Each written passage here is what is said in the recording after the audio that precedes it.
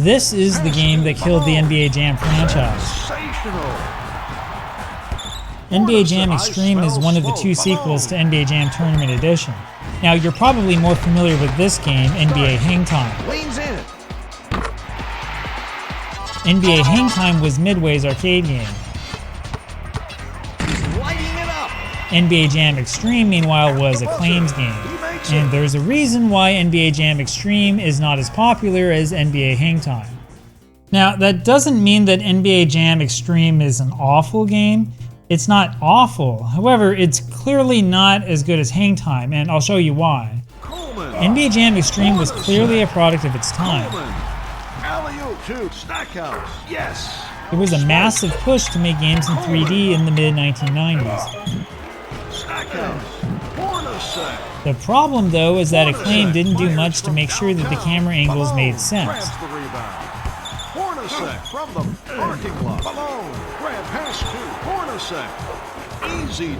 Sure, they had a ton of fun with the game, making sure to include all sorts of hidden celebrities and features. And the gameplay itself resembles an NBA Jam game, even if it doesn't quite feel right. But the biggest weakness here is the 3D system. Because of the 3D perspective, you will spend most of your time trying to figure out just where you are. And of course, that's a lot different than NBA Hang Time, which is relatively easy to figure out. There's no surprise that most people remember NBA Hang Time fondly. Meanwhile, NBA Jam Extreme has been mostly forgotten. I smell smoke. Alley-oop to Stackhouse. Unbelievable. Now, the history behind this split between Midway and Acclaim is actually really interesting. The two companies originally got together in a marriage that was made mostly of convenience, and the divorce that happened afterwards wound up destroying the NBA Jam franchise. The easiest way to understand this is to start with the history of Acclaim Entertainment. As Wikipedia will tell you, Acclaim was started by former employees of Activision. Now, Activision was started by this guy, David Crane, who was upset in the late 1970s when he realized that his games made tens of millions of dollars for Atari, but that his salary was still really low. Activision was the first major third-party company in video game history, and its successful defense against Atari lawsuits legitimized the third-party development system in the American video game industry. And yes, it's pretty ironic that Acclaim was started as a break-off of Activision, just like how Activision was a break-off of Atari. But you know, the video games industry in the late 1980s really was not all that easy to break into. Even with Nintendo's more aggressive policies towards third-party licensees, there were still a lot of game developers, and most video game publications offered nothing more than just advertising. The people over at Acclaim realized that they had to get popular licenses to stand out among the competition. So for example, back in 1988, Acclaim entered into an agreement with a company called Interactive VCR. Interactive VCR was known for its VCR quarterback game. If you haven't played it, that's a game that combines NFL Films recordings of football plays with a football board game. Acclaim was able to work with Interactive VCR to create a PGA Tour VCR golf game, for example. And there was also this VCR WWF WrestleMania game. You can see the prominent Acclaim logo right here. Now, of course, Acclaim wasn't the first company to use recognizable corporate logos to sell its awful games. LJN was famous for doing this, especially with its notorious MLB baseball and NFL football games on the NES. Those are two of the worst video games that I've ever played. I should note, though, that Acclaim eventually bought LJN in the early 1990s. Some of those well-known Angry Video Game Nerd games that were published under the LJN name were actually technically Acclaim games. Anyways, you can see these companies cared a lot more about money than quality, and that's the reason why Acclaim jumped in head first. Acclaim's big coup came when it reached an agreement with the WWF to produce WrestleMania on the NES. Now, this is the game that really put Acclaim on the map, and it set the standard for what was about to come. Of course, this game is anything but a classic. Actually, it's really frustrating. In fact, it's probably one of the worst wrestling games of all time. But the important thing was the intellectual property. This is what caused people at Midway to sit up and pay attention to Acclaim. In other words, gameplay didn't really matter. See, when it comes to these companies, they were focused so much on licensing intellectual property that the quality of the game really didn't mean anything to them. All that they cared about were sales, and those sales tended to come from having the intellectual property. Don't believe me? Go ask Wizards of the Coast. Anyway, that is where the deal with Midway really started. Now, Midway got its start by making contracts to import hit arcade games under its name, such as the famous Space Invaders. And so, if you look at the Space Invaders Part 2 screen, you will see Midway's name up front and center. This famous game was also distributed by Midway, who had signed an agreement with the Japanese company Namco to distribute it in the United States. Midway merged with the pinball company Bally in the early 1980s and became known as Bally Midway for at least a little while. And the company was eventually purchased by Williams, a famous pinball game manufacturer, though it kept using its name Midway. So this game, the Addams Family Pinball Game in 1992, was Midway's most successful pinball game and one of the most successful and famous pinball games of all time. You will have to look pretty close to see it, but if you look here at the fine print, you will see the Bally Midway name displayed pretty prominently. So you see the pattern here, right? Both Acclaim and Midway became big through licensing deals. Midway was originally all about importing hit games from Japan, and Acclaim was heavily focused on getting access to intellectual property to sell its games. That set both companies up to be in the right place at the right time when the second golden age of arcade gaming came around. Well, if you're my age or older, you've played this one. Street Fighter II was an absolute sensation when it was released in 1991. I mean, everybody has played it. I remember seeing long lines for this game in the arcade back when I was 7 or 8 years old. So, you know, my wife is from Taiwan, and even she remembers this game. So she knows the Shoryuken as well as any other gamer would. The cultural impact of Street Fighter II around the world was massive. It's impossible to measure. You also can't measure just how controversial Midway's famous version was. The violence in Mortal Kombat started a moral panic in the United States.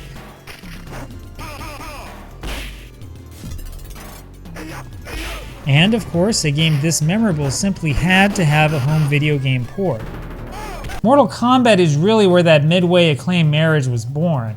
There were earlier cases of Acclaim making home ports of Midway arcade games, sure. Games like Rambo on the NES, another angry video game nerd game, and Terminator 2, which was published by LJN after Acclaim took over, both of those were Midway arcade games that were published by Acclaim. Notice though that both of those games were also well-known intellectual property titles, that's why Acclaim wanted them. Mortal Kombat, on the other hand, was basically a Street Fighter II knockoff with a lot of gore and blood. But the notoriety of the game was too much to ignore. And so Acclaim created the famous censored Super Nintendo version of Mortal Kombat. It also ported the 1993 sequel, Mortal Kombat 2, to every single platform that it could. Now, I don't fully understand how this works, but it's around this time that Acclaim got the so-called first right of refusal rights to Midway arcade games. What that meant was that basically any game that Midway made in the arcade and wanted to port to the home console could be snagged by Acclaim instead of being ported by any other company. And it just so happened that Midway had another huge hit along the way. Now, NBA Jam was a massive hit in the arcades in spring 1993. It took almost a full year before the home ports were released in 1994 by Acclaim. The home ports also are not really all that spectacular. The Sega Genesis version is excellent, and this is the one I would recommend playing if you can't play the arcade original. The Super NES version, on the other hand, is really problematic. And whatever you do, stay away from the Game Boy version. Now, NBA Jam Tournament Edition came out in the arcades at almost the same time that those home ports were released. The arcade version of Tournament Edition was not a lot different from the original, which is probably a good thing. Acclaim's home ports didn't come out until spring 1995, and they were very similar to the first game. Once again, the best version is the Genesis version. Now, it's around this time that Midway started to realize that the home version of these games were selling a lot more units and making a lot more money than they thought. In fact, they were outdoing the arcade games. And I'm also guessing that somebody somewhere started to question Acclaim's strategy of putting out low quality, low cost ports. They probably realized that they weren't doing justice to the original games.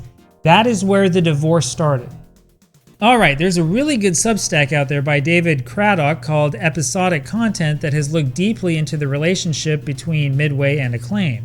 Now, this blog is focused on Mortal Kombat, but it contains a lot of insight about why Midway's relationship with Acclaim over NBA Jam fell apart in 1995. You see, the issue was that the home ports of Mortal Kombat and also NBA Jam were so incredibly popular that they caused Midway and the parent company, Williams, to wonder if Acclaim wasn't getting too much of the financial pie. There was also apparently some sort of corporate conference call between the two companies where Acclaim programmers started to openly question if they couldn't just use the source code that Midway had shared with them already to make their own product without the Midway agreement. And that is exactly what Acclaim did. In fact, that's where College Slam comes from. College Slam must have happened after the two companies officially split. It's NBA Jam, but with generic teams that supposedly represent NCAA basketball teams. While the game did sell well, the game is not different from NBA Jam Tournament Edition at all. As I've said before, if you really want to play this game, you need the Baron von Lechter version, which has the greatest teams in college basketball history. In other words, the game is really only fun if the players actually resemble real-life players. Acclaim's laziness with College Slam really was a sign of things to come, and of course, Acclaim was understandably upset with Midway for another reason. Mortal Kombat 3 was released by Midway in 1995. However, take a close look at the box. The US version of the game was sold by Williams Entertainment's new home video game division and not by Acclaim. Now, Acclaim did have a piece of the European releases, but the home ports were developed by Williams, which essentially means that they were made by Midway. And there's your divorce. Midway, or Williams, acquired a company called TradeWest in early 1995. This is mostly because those talks with Acclaim went so poorly. Now, you probably know about TradeWest because they had this real hit NES game called Battletoads. Guess you've heard of that one. Anyway, that acquisition meant that Midway could get past that first right of refusal that Acclaim had. The reason why is because Midway would now produce the home ports in-house and not go through a third party. There's your divorce. And so, when NBA Hang Time was released in April 1996 in the arcades by Midway, there was really no chance that Acclaim would ever touch it. The home console ports had the Midway logo and had nothing to do with Acclaim at all. And of course, this was a huge problem for Acclaim. Now, Acclaim somehow convinced the NBA that it should have the NBA Jam title. So you see, NBA Jam came from the NBA Jam Session, which was a corporate title that the NBA created for the 1993 All-Star Game in Utah. Now, even though the original developers of NBA Jam were still all with Midway, the name NBA Jam ended up going to Acclaim for whatever reason. And that's why Acclaim pushed forward with NBA Jam Extreme, even though honestly the company barely knew what it was doing. That helps explain why NBA Jam Extreme is such a mess. Now, like I said, it's not an awful game. It's actually not the worst in the series. After playing it for a few hours, I started to get the hang of it.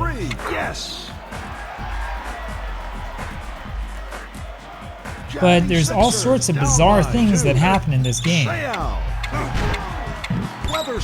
Acclaim really should have held back on the 3D stuff. The technology just was not there yet for that kind of game. I smell smoke. Hornacek puts up a prayer. It is answered. And there is a right way to do 3D games as well. You see, you don't want everything to be 100% 3D because it makes it impossible to play. You need to create the illusion of 3D gaming, but you need the game to play like a 2D game as much as possible. In fact, I'll show you. Well, this is NBA Showtime by Midway, which is the last arcade game in Midway's series. It's basically the same as NBA Jam, but with clear 3D graphical elements.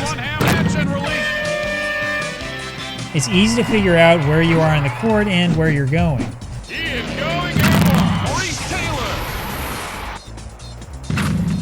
When you compare it with NBA Jam Extreme, you can see right away why the Midway game is better. The Midway game is basically a 2D game with some tricks. That's his shot. NBA Jam Extreme tries to be a completely 3D game instead. Yes. And because of that, it just fails at everything. Scott from deep in the corner. It's in the can. The worst part, of course, is that Acclaim decided to fundamentally change one aspect of how NBA Jam works. So when you play the single-player version, NBA Jam Extreme forces you to change players every time the other player touches the ball. This makes things incredibly confusing. If your computer-controlled teammate steals the ball, you suddenly will control the guy who made the steal. It's the biggest reason why I always feel lost in this game, and there's no way to turn it off. Elway. Thomas. Yes. Note that this does not happen in NBA Hang Time. Goes up to Ewing. Patrick Ewing. It also does not happen in NBA Showtime. Too much higher. Putback. Fires. Swings it. Brutal. Now, Showtime does have the stupid foul system, which really drives me nuts. No NBA Jam game should ever have free throws. I mean, what were they thinking? Breakup with the alley-oop. Your mama, man. And it's on hit. But at least you know who you're controlling. Lights it up for two. NBA Jam Extreme simply fails in that regard. Way above the rim. Weatherspoon. Stackhouse. Oh my God. And the game really was not a commercial success. In fact, they didn't make any arcade follow-up to NBA Jam Extreme. After all of these years, fans of the franchise still recognize Midway's NBA Hang Time as the correct and rightful sequel to NBA Jam Tournament Edition. And most of us tend to forget that the NBA Jam series by Acclaim still lasted for a few years. As usual, Acclaim made ports of NBA Jam Extreme for as many systems as it could. And then, starting in 1998, Acclaim started to make yearly versions of NBA Jam. Every single one of these games deviated from that original winning NBA Jam formula. And by the end, the once mighty arcade franchise had become a cheap Game Boy game, one that almost nobody paid attention to. And all of this was caused by that corporate divorce. I will always wonder what would have happened if Midway and Acclaim had continued to work together instead of divorcing. NBA Hang Time would have done a lot better with that NBA Jam name, and the NBA Jam series would have been a lot better without that awful tainted 3D version. Now, if you really want to know why the NBA Jam series died, you've got to look closely at that famous Midway Acclaim divorce.